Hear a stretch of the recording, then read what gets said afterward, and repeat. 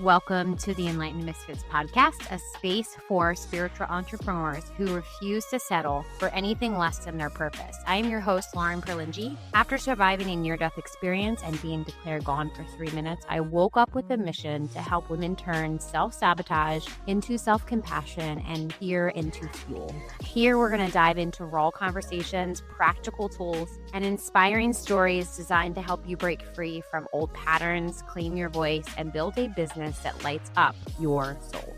If you've ever felt like you don't fit the mold, you're in the right place. This is where Misfits rise into their power. Welcome back to the Enlightened Misfits podcast, where we have the conversation that challenge fear-based narratives and invites us back into our self-trust, embodiment, and choice. I'm your host, Lauren Perlingi, and in today's episode is one of the many women deeply need, I feel like anyway. I'm honored to be joined by Isha. She works with supporting women, especially over 35, and reclaiming their nervous system safety and inner authority through their fertility journey. Rather than me sharing her story, I want to open up the space for her voice. Isha, I love to hear you introduce yourself in your own words, who you are, the work that you do, and what led you to become such powerful advocate for women's autonomy and emotional well-being and fertility. Thank you, Lauren, for having me. Yeah, I feel like I am being called to pursue this message because I have, a very deep personal connection with it. So, for me, I am a women's fertility advocate. And because I strongly believe that every thought that we think and the way we go about living our lives and, our beliefs shape who we are. So my journey with fertility, when I had my first son, uh, my husband and I, we wanted to wait because, we had moved countries. I wanted to change careers. I wanted to go to grad school. So we're like, we're doing things on our own timeline. We told our families and they're like, they used to bother us, but at the same time, they didn't really have much say because it's like, it's our life at the end. Anyway, I remember after I had my son, um, during one of my annual exams, I think he was around one. So the I was still kind of processing the whole, change in my life, with becoming a mom and dealing with a full-time job. So I remember having this conversation where my doctor was not really concerned about how I was doing as a first-time mom, but more like, hey, are you planning to have more kids? And I'm like, oh my gosh, like I am barely getting over the fact that I just had one, and I'm like still kind of, our entire life revolves around the child, and I'm like still coming up to speed with that. And I haven't even thought about, having a second one, because I'm like barely functioning with the first. And the conversation, and I'm like, yeah, maybe at some point. I was just, I'm like, I don't know, like I'm not considering it seriously. She's like, well, you don't have a lot of time. And I'm like, I literally just sat there frozen. And I'm like, what do you mean I don't have time? I'm only 35. So it's like that conversation, like I left her office feeling like so confused, like so disempowered, and like this fear hit me in the face. It's like, you really don't have a lot of time, so you should hurry up. And I feel like the day and age we live in, more and more women are choosing to prioritize their careers, their personal life, their financial freedom over having kids, which is, totally, I feel like their prerogative, right?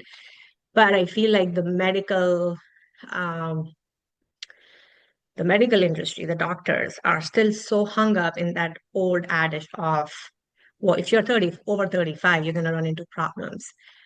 So me in my mission is to empower women to make choices at their own terms. It's their body, it's their life. Medical science may say something, and just because they say something doesn't mean that it's true for you. Because I feel like, I mean, if you look at it, more and more women are now dealing, starting their families. The statistics show, and I feel like more and more actually women are having kids over 40 and successful pregnancies, right? Healthy kids. So why are we still so hung up in this fear-based uh, message that, oh, if you're over 35, things are over, essentially?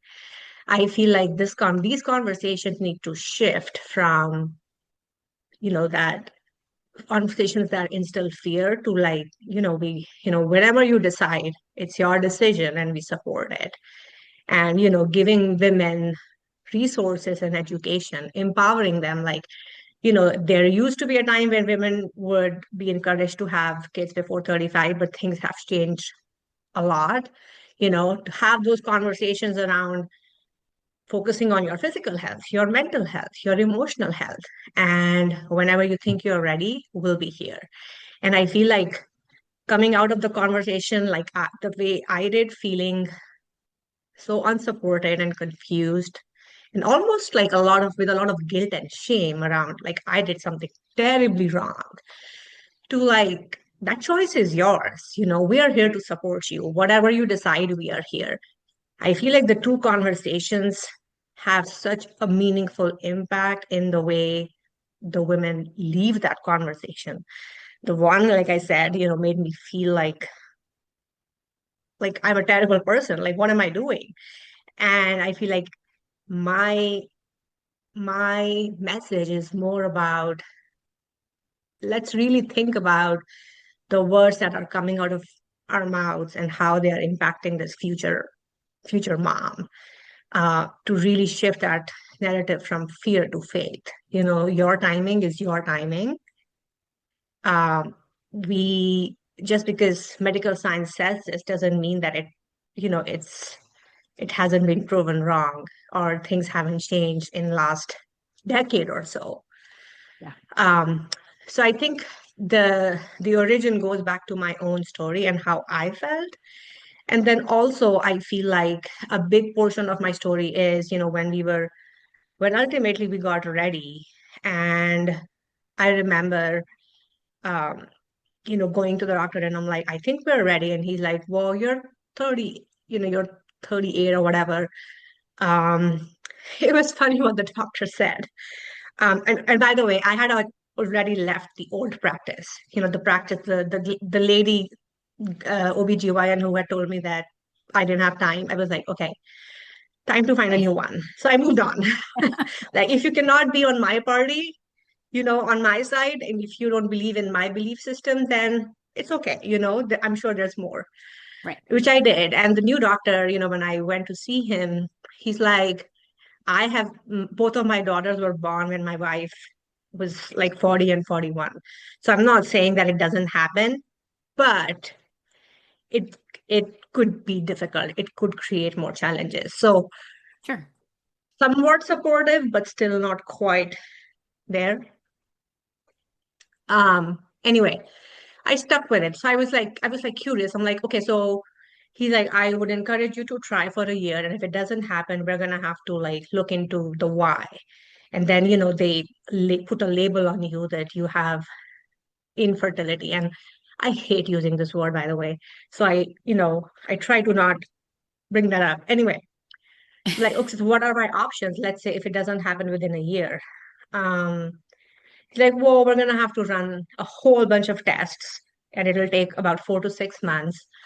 Um, and like, what would be the conclusion? He's like, well, we would know if there are issues with you or your husband. And I'm like, what kind of issues? Like, well, if you are genetically compatible, so, your hormones, blah, blah, blah, blah. And I'm like, genetically compatible? Like, we have a child. Like, if Right. it, like, what changed all of a sudden in the last couple of years that we won't be compatible anymore. Anyway, Yeah. my intuition was not feeling like, I wasn't fully convinced with that answer. And that's another thing that I really want women who are listening to this episode to like hone in on. If your intuition is saying something, trust it. Right. It may be exactly the opposite of what the doctor is saying, but you will know why I'm saying this, as we go deeper into my story. But anyway, I stuck with my intuition. Like, I don't know if I'm behind that testing thing because he doesn't sound too confident. He doesn't have a lot of logical reasons. And I'm like, yeah, I just feel like it's going to create more stress and anxiety for me, which is totally counterintuitive when you're trying to conceive, by the way. So I Right. was like, okay, Yeah. well, I moved away with that conversation that, okay, well, let's keep trying. And I remember uh, we tried for a couple months. I finally was pregnant again, but it didn't last. Like I ended up miscarrying. And again, went back to the doctor and they're like, it's not your fault. It's very common. And it's like one of those things when they tell you it's not your fault, it just almost makes you, at least in my case, it's like, Yeah. uh, are you saying it's my fault?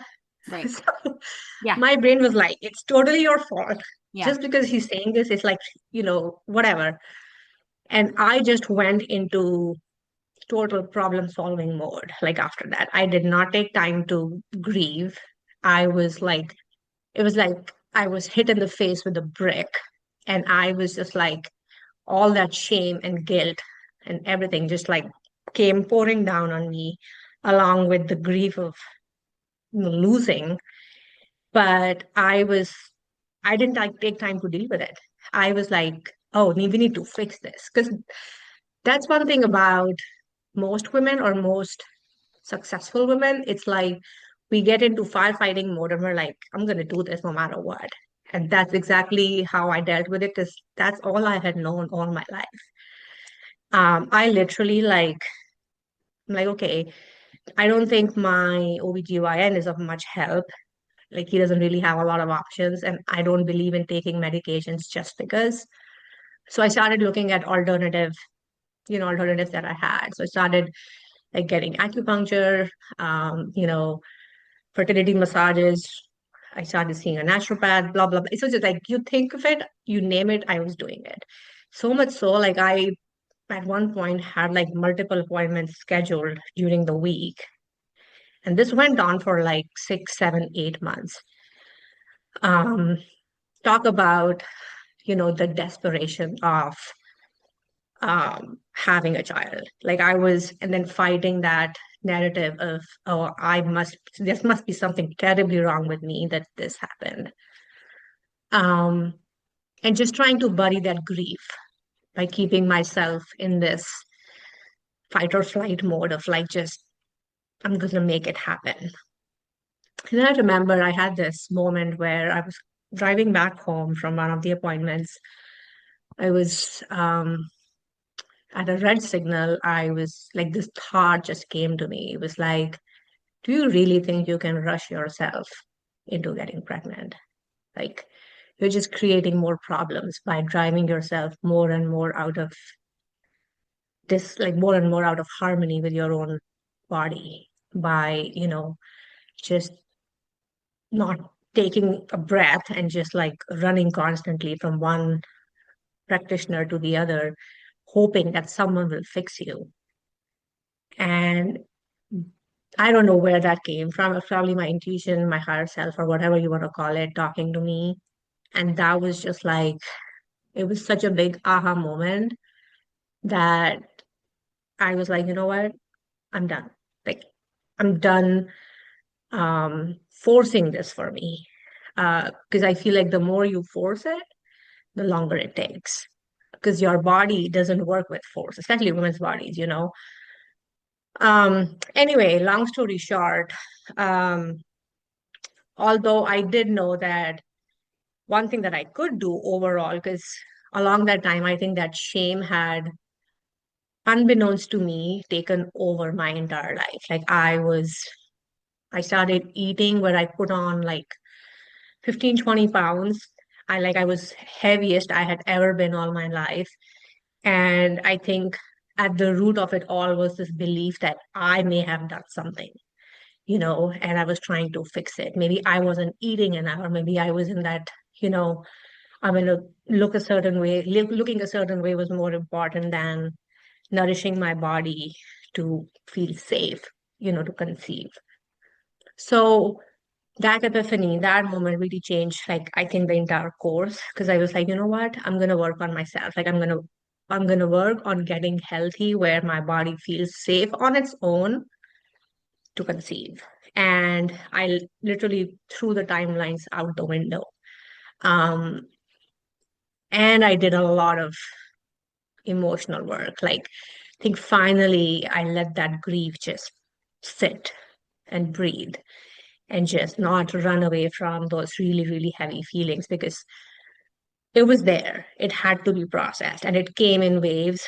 And it was okay. Like, but I was finally, letting that grief, processing that grief in its own time.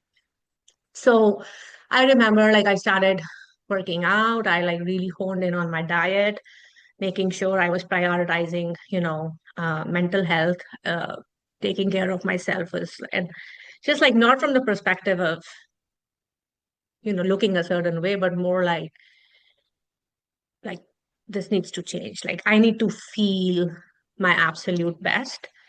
And then, if the timing is right, if it's supposed to happen, it will.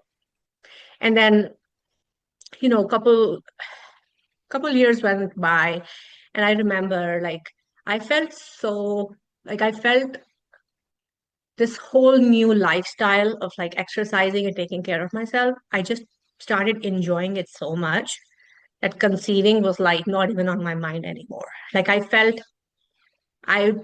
in love with this new person that, that I was becoming. And I was like, wow, I really like this new side of me who's like so focused on, I would take long walks and that would really help calm me down. I started sleeping through the night. My hormones started, coming back in place. So I was like, wow, this is really working. And I think to me, it was like, okay, and I had so much energy, and it was like I I wasn't losing my mind over like the smallest of things that my son would do. And I think to me that was like, wow, this was the whole point, ultimately. And then, somewhere down in the back of my head, there was still this time thing of, yeah, I do want to have a second child. Um, so 2 years ago, when I unexpectedly lost my job, again, I went back to that force mode where, I was applying for like hundreds of jobs every week and nothing was happening. And then, one day when I was just sitting with myself, having a moment, this thought struck me. That was exactly what you were doing, you know, with your TTC journey. And that's exactly what you're doing now. Like you're trying to force the outcome. And that just got me really interested in how the way we do things are, run by our underlying beliefs, unbeknownst to us.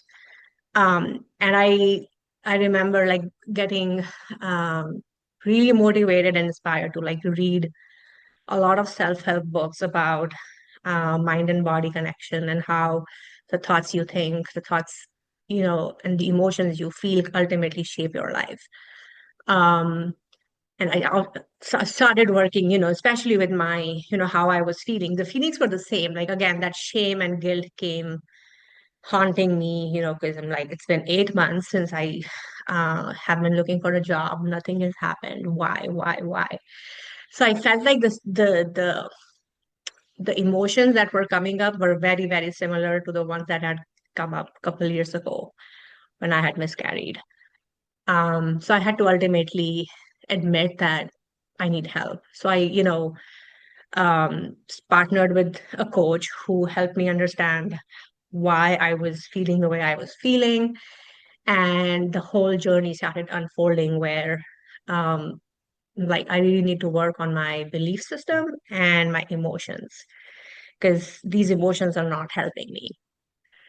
Anyway, long story short, this journey or that journey led me to just like go deeper and deeper into learning about nervous system and how our bodies are, wired to keep us safe, and just how your subconscious mind rules it all. your subconscious mind is like so powerful, and it's like what is the kind of fuel that you are feeding it. If you are feeding it negative thoughts, it's going to say yes. It's like very, very objective. So I was feeding my subconscious mind a lot of BS, and I was believing it.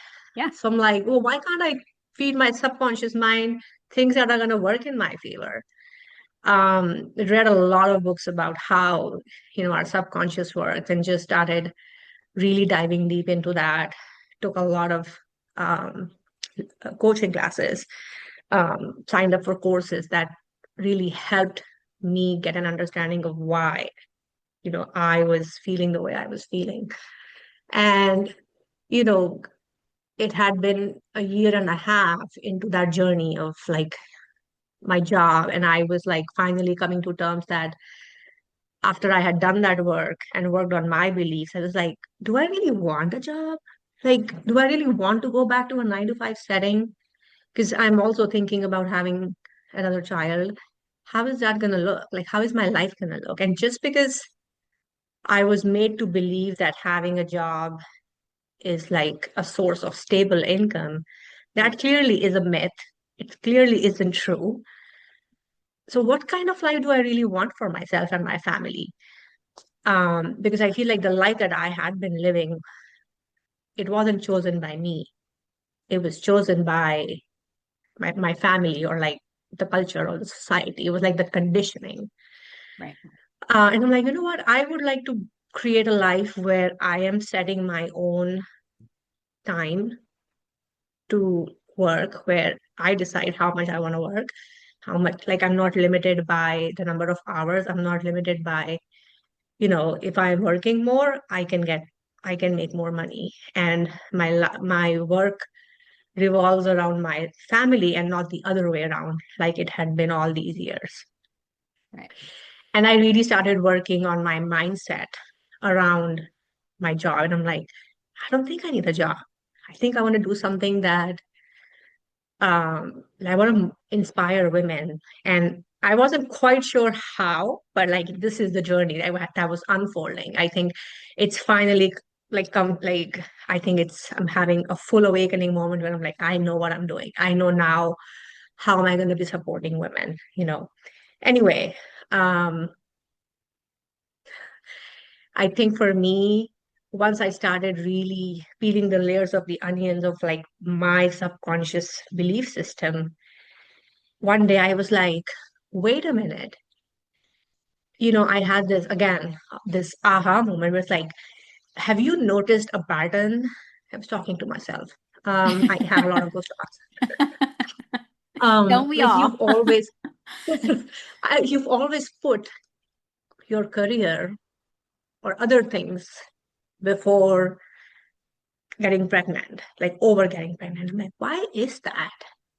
And then I really was like curious about how I was going about thinking about things. And then I had this realization, like somewhere down, I may have held on to a belief that, whoa, if you're gonna start a new job, like it was the original plan, and have a baby, how are the two gonna work together? A newborn needs a lot of commitment and time and energy. You're not gonna be able to successfully, um, do both. And for you to be able to provide for your growing family, you better have a job. So it was like this belief, and my body was like, oh yeah, it's not safe to have a child for sure because you don't have a job, you're not gonna have enough, money.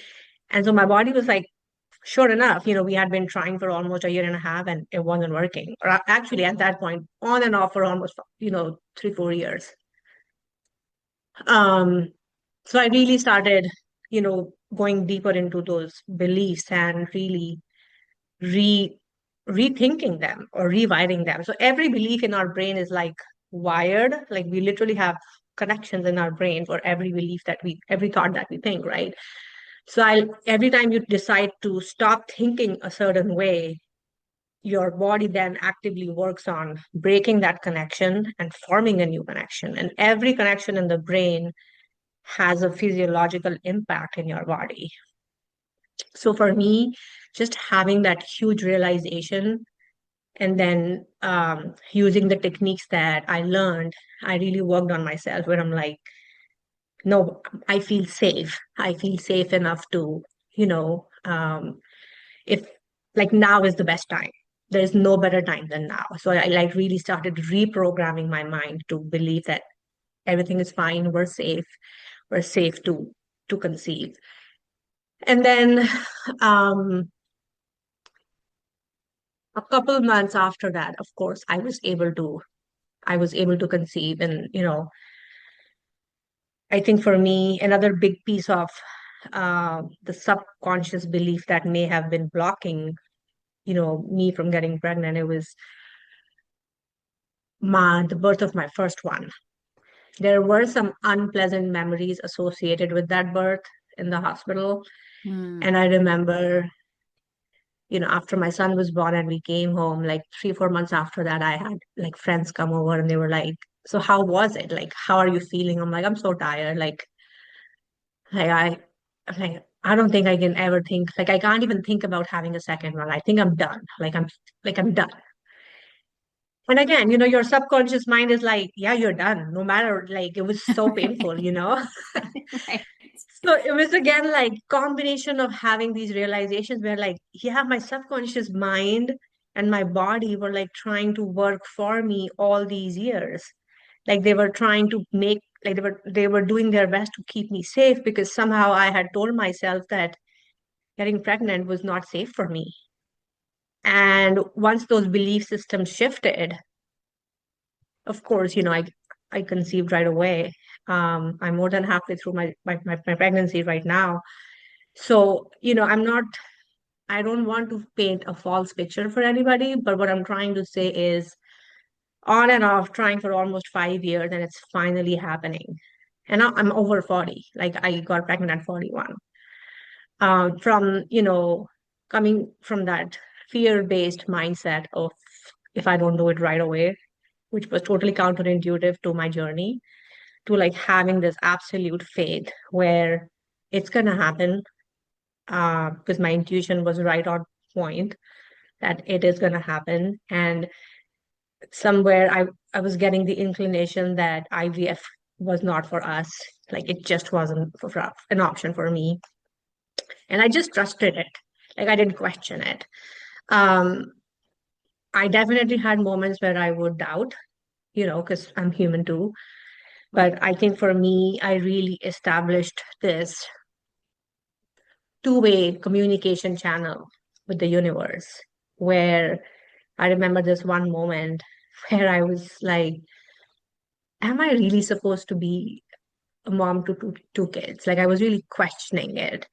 And Mhm. I'm like, universe, give me a sign. Like give me a sign that it's supposed to happen. And I'm like, I asked for like a peacock as a sign out of all the things. I don't know. And a couple hours later, I'm like, my husband's like, okay, let's go get dinner. And I'm like, okay, well, let me get changed. And I'm like, I change, I put a pair of shorts on, and then we're like driving to the restaurant. And I like look down at my shorts and I'm like, wait, are those peacocks on my shorts? Like I hadn't worn them in forever. And I almost didn't want to believe it. And I'm like, it was like asking my question, like my husband, I'm like, hey, what is this thing? What is this bird on my shorts? It's like, what do you mean? I'm like, what does it look like to you? He's like, it's a peacock to me. And I'm like my sign was right there. Yeah. And then after that, I was literally seeing like peacocks everywhere I would go, everywhere. Like, gentle wings from the universe. It was like, it- yes, it's supposed to happen for me. So I'm sharing this because I know, we are humans and for us, the proof is in the pudding. And I think for me, this whole journey was about really trusting myself, trusting in the divine timing, and really building that faith in the universe. Um, and anytime that doubt came back or that fear kind of trickled in, just not running away from it, but really getting curious about it. And I feel like through my own journey, I really want to uh, inspire women because I feel like our beliefs, are huge with anything that we do, with especially when it comes to like sicknesses, illnesses, or dealing with the doctors, because our logical mind is automatically on board anytime a doctor says something. Oh yeah, this condition is irreversible. And your subconscious brain is like, oh shoot, like I'm gonna have to live with this the rest of my life. Um, and I've had that, um, during COVID, uh, I came down with vertigo and panic attacks out of nowhere. And there's no cure for vertigo. It's pretty clear. Once you have it, you're gonna have to deal with it for the rest of your life. But I overcame that Right. also. Why? Because I never settled with just because the doctor is saying something, like that's my destiny. Like I think for us as humans, it's like we think that we are at the receiving end of life. Like we have absolutely no say in how the life is happening for us. But in reality, it's exactly the opposite. At least that's my belief. We're Yeah. co-creating every moment, you know, with every decision that we make, a future that we either love or hate.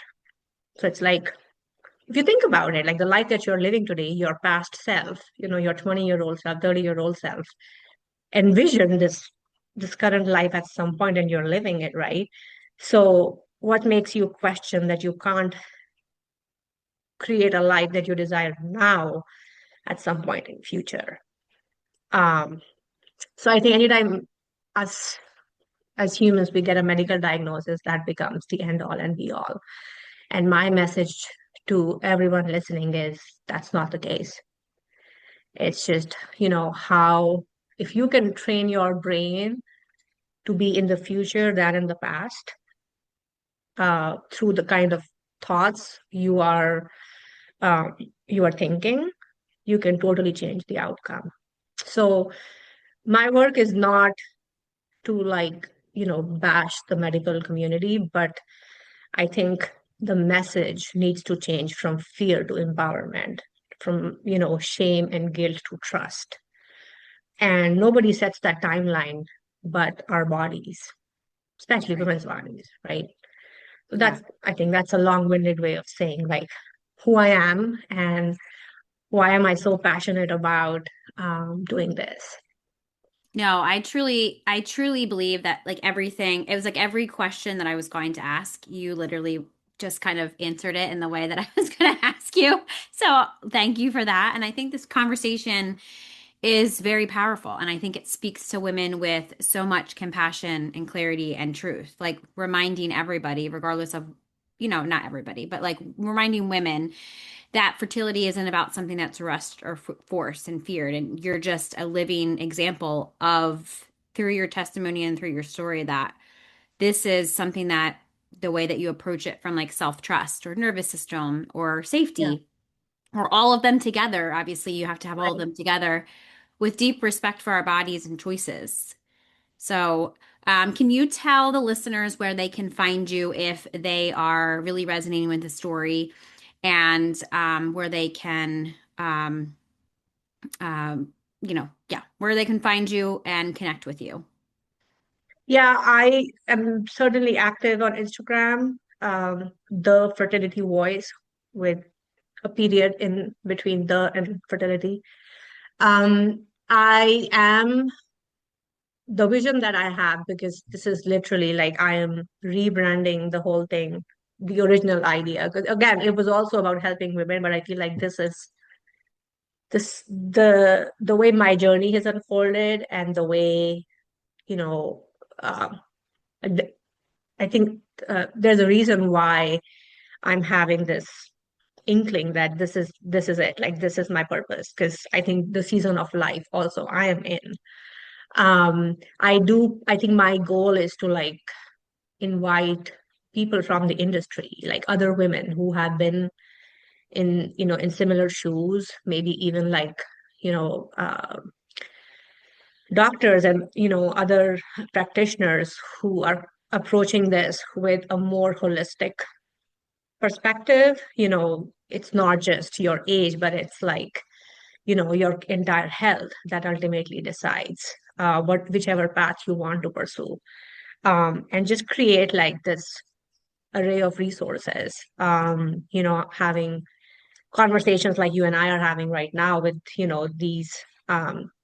these people where the women can listen in and just feel empowered and motivated um, and not like they've run out of choices. So that's my goal.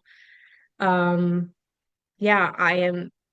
If anybody's listening and they want to connect with me, of course, they have the link to my Instagram account. I am really inspired to help as many women as possible because I know the way women feel about their fertility, it trickles in every area of our life because I know it did for me. Um, and we start judging ourselves more than anybody else around us. And I think the support that I lacked, I want to be that support for other women, that Yeah. support system, that friend or that person that I could talk to about how I was feeling. Um, because, as much as I love my husband and, we have a great relationship, he just was like at loss of words of like what to tell me some days when I was Yeah. in that moment of grief. He was grieving too because he had lost a child, but at the same time, it was like Yeah. he didn't know how to support me. Right. He was there for me anytime I wanted to like vent or I was crying, he would, I would have his shoulder, but that's about it. So I feel like as women, and that's another thing I want to challenge is like enough competition, enough you versus me. I think it's time that we as women come together and really Absolutely. support each other in our own ways. Because that competitive thing needs to be, said goodbye to, because that's what we've operated or learned or been conditioned to believe as Yeah. little girls. But I think times are changing. It's time to like hold hands and, do this journey together Yeah. versus versus competing. Yeah. 100%.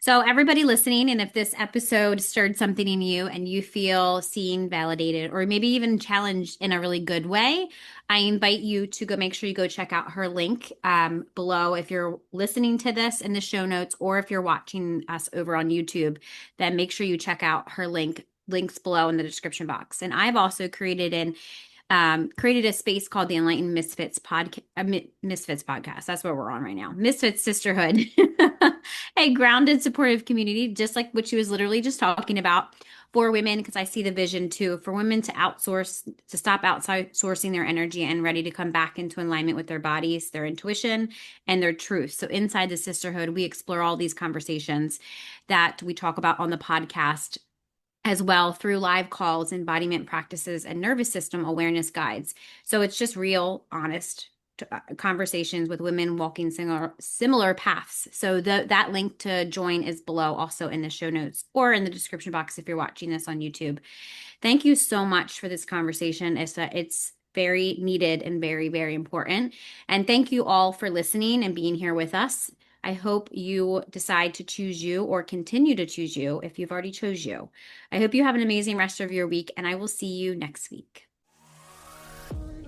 If today's episode spoke to you and you're ready to rise with support, I'd love to invite you in to the Enlightened Misfits Sisterhood, a sacred community for spiritual entrepreneurs to heal, grow, and lead with purpose. You can join us by using the link below in the show notes or connecting with me over on Facebook or Instagram at The Mermaid Light.